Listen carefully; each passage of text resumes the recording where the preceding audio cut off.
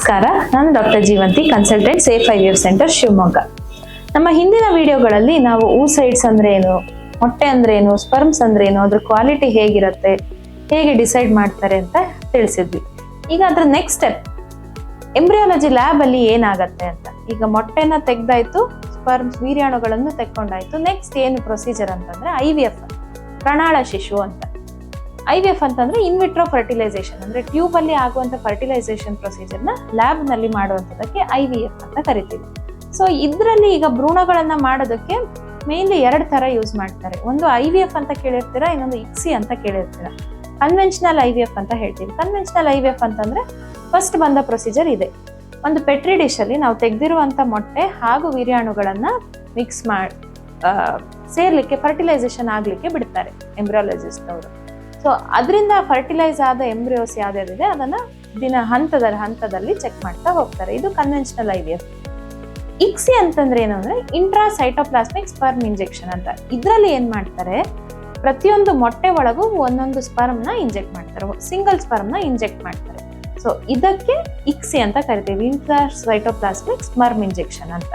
So IVF ಅಥವಾ ICSI ಮಾಡಿದ್ಮೇಲೆ ಹೇಗ್ ಗೊತ್ತಾಗತ್ತೆ ಭ್ರೂಣಗಳು ಬೆಳೀತಾ ಇದಾವ ಇಲ್ಲ ಅಂತ? ವಿಧವಾದ ವೇರಿಯಸ್ ಸ್ಟೇಜಸ್ ಇದೆ.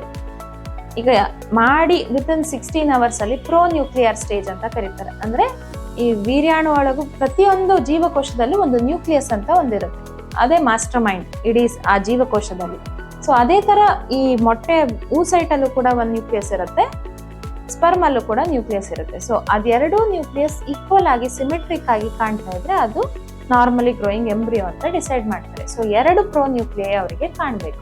ಇದು ಪ್ರೋ ನ್ಯೂಕ್ಲಿಯರ್ ಸ್ಟೇಜ್. ಇದಾದ್ಮೇಲೆ ಏನಾಗುತ್ತೆ, ಅದು ಫ್ಯೂಸ್ ಆಗಿ ಒಂದಾಗ್ಬೇಕು. 2 ನ್ಯೂಕ್ಲಿಯಸ್ ಇರೋದು ಒಂದಾಗ್ಬೇಕು. ಸೊ ಅವಾಗ ಏನಾಗುತ್ತೆ, ತಾಯಿಯಿಂದ ಬಂದು ತಂದೆಯಿಂದ ಬಂದಂತ ಜೆನೆಟಿಕ್ ಮೆಟೀರಿಯಲ್ ಎಲ್ಲ ಒಂದಾಗತ್ತೆ, ಸಿಂಗಾಮಿ ಅಂತ ಕರೀತಾರೆ. ಇದು ನೆಕ್ಸ್ಟ್ ಸ್ಟೇಜ್. ಸೊ ಇದು IVF ಅಥವಾ ICSI ಆಗಿ ಒಂದು 23 ಗಂಟೆ ಆದ್ಮೇಲೆ ಸಿಂಗಾಮಿ ಆಗಿದೆಯಾ ಇಲ್ಲ ಅಂತ ಚೆಕ್ ಮಾಡ್ಬೋದು. ನೆಕ್ಸ್ಟ್ ಸ್ಟೇಜ್ ಏನಪ್ಪಾ ಅಂತಂದ್ರೆ 2 ಪ್ರೋ ನ್ಯೂಕ್ಲಿಯೈ ಕಾಣುತ್ತೆ. ಸೊ ಎರಡು ಸೆಲ್ ಕ್ಲೀವೇಜ್ ಸ್ಟೇಜ್ ಅಂತ ಕರಿತೀವಿ. ಸೊ 2 ನ್ಯೂಕ್ಲಿಯಸ್ ಇದ್ದಿದ್ದು ಒಂದೇ ನ್ಯೂಕ್ಲಿಯಸ್ ಆಗಿ ಒಂದೇ ಒಂದು ಜೀವಕೋಶ ಇದ್ದಿದ್ದು 2 ಆಗತ್ತೆ. ಸೊ ಅದು 2 ಸೆಲ್ ಸ್ಟೇಜ್ ಅಂತ ಕರೀತಾರೆ. ಇದಾಗೋದು ವಿತಿನ್ 26 hours ಪೋಸ್ಟ್ IVF ಅಥವಾ ICSI. ನೆಕ್ಸ್ಟ್ ಡೇ 2ಗೆ 2ನೇ ದಿವಸಕ್ಕೆ ಏನಾಗತ್ತೆ, 4 ಸೆಲ್ ಸ್ಟೇಜ್ ಆಗತ್ತೆ. 2 ಸೆಲ್ ಇದ್ದಿದ್ದು 4 ಸೆಲ್ ಆಗ್ಬೇಕು. ಇನ್ನೊಂದು ದಿವಸ ಡೇ 3ಗೆ ಏನಾಗ್ಬೇಕು, 4 ಸೆಲ್ ಇದ್ದಿದ್ದು 8 ಸೆಲ್ ಆಗ್ಬೇಕು. 4th ಡೇಗೆ 8 ಸೆಲ್ ಇದ್ದಿದ್ದು ಮೊರುಲಾ ಅಂತ ಕರಿತೀವಿ, ಅಂದ್ರೆ 16 ಸೆಲ್ ಸ್ಟೇಜ್ ಅಂತ ಕರಿತೀವಿ. ಮೊರುಲಾ 8 ಸೆಲ್ ಇರೋ ಅಂತ ಎಂಬ್ರಿಯೋ 16 ಸೆಲ್ ಆಗತ್ತೆ. ಅದಾದ್ಮೇಲೆ ಆಗುವಂಥದ್ದು ಬ್ಲಾಸ್ಟೋಸಿಸ್ಟ್. ಇದು 5ನೇ ದಿವಸಕ್ಕೆ ಬ್ಲಾಸ್ಟೋಸಿಸ್ಟ್ ಆಗತ್ತೆ. ಸೊ ಹೇಗೆ ಡಿಸೈಡ್ ಮಾಡೋದು ಎಂಬ್ರಿಯೋ ಚೆನ್ನಾಗಿ ಬೆಳೀತಾ ಇದೆಯಾ ಇಲ್ವಾ ಅಂತಂದ್ರೆ, ಪ್ರತಿಯೊಂದು ಸ್ಟೇಜ್ ಅಲ್ಲೂ ಕೂಡ ಸೆಲ್ಸ್ ಈಕ್ವಲ್ ಸೈಜ್ ಅಲ್ಲಿ ಇರ್ಬೇಕು. ಮತ್ತೆ ಫ್ರಾಗ್ಮೆಂಟೇಶನ್ ಅಂತ ಏನ್ ಕರಿತೀವಿ, ಒಳಗಡೆ ಒಂಥರ ಪುಡಿ ಆದಂಗೆ ಇರಬಾರ್ದು, ಗ್ರಾನ್ಯುಲರ್ ಮೆಟೀರಿಯಲ್ ಇರಬಾರ್ದು. ಸೊ ಆ ತರ ಇದ್ರೂ ಕೂಡ it should be less than 10%. 10 to 25% ಇದ್ರೆ ಫೇರ್ ಎಂಬ್ರಿಯೋಸ್ ಅಂತ ಕರಿತೀವಿ. ಮೋರ್ ದನ್ 25% ಫ್ರಾಗ್ಮೆಂಟೇಶನ್ ಇತ್ತಂದ್ರೆ ಅದು ಪುವರ್ ಕ್ವಾಲಿಟಿ ಎಂಬ್ರಿಯೋಸ್ ಅಂತ ಹೇಳ್ಬೋದು. ಮೇನ್ಲಿ ನೀವು ಇದಿಷ್ಟು main stages of embryo development. ಧನ್ಯವಾದಗಳು.